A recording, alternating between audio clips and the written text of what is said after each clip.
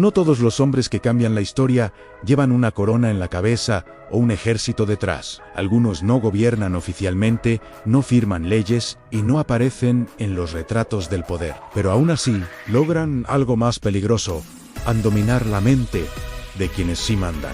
Esta es la historia de Grigori Rasputin, un hombre común en apariencia, surgido de la pobreza y del olvido, que terminó convirtiéndose en la figura más temida del Imperio ruso sin ocupar jamás un trono. Rasputin no nació destinado a la grandeza, pero desde temprano dejó claro que no era como los demás. Había algo en su forma de mirar, de hablar, de permanecer en silencio, que incomodaba. No necesitaba levantar la voz para imponer presencia.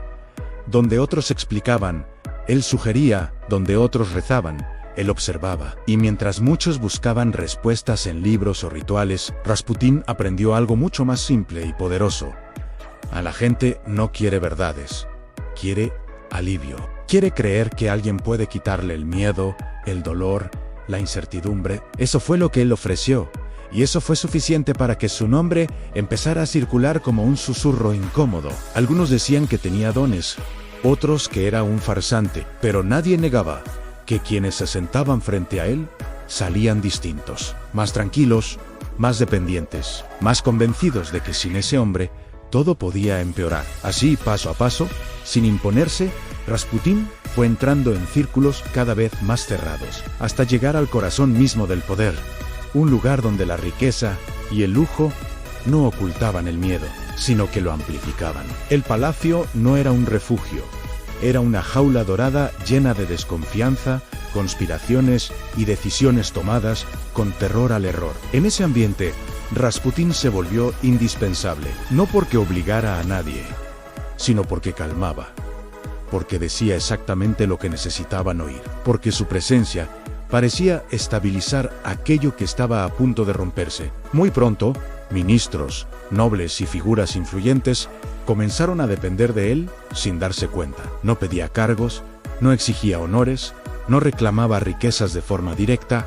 Justamente por eso, su poder era invisible y aterrador. Personas que lo contrariaban perdían influencia. Decisiones que no le agradaban eran revertidas. Nombres desaparecían del círculo del poder sin explicaciones claras. Y Rasputin, siempre tranquilo, siempre sonriente, observaba cómo el miedo crecía a su alrededor. Para algunos era un santo, para otros un demonio. Pero todos coincidían en algo: mientras él estuviera allí, nadie estaría a salvo de su influencia. El imperio comenzó a verlo como una enfermedad interna, algo que no podía seguir existiendo si se quería conservar el control. Y así nació la idea de eliminarlo, no como un acto heroico, sino como un gesto desesperado. El plan fue simple, elegante, silencioso: una invitación privada, comida preparada con cuidado, bebidas compartidas en un ambiente de falsa confianza. Todo estaba calculado para que Rasputin no sospechara. Todo estaba listo para que esa noche fuera la última. Pero nada ocurrió como esperaban. Rasputin comió, bebió, rió y siguió allí, intacto, observando a quienes empezaban a perder el control.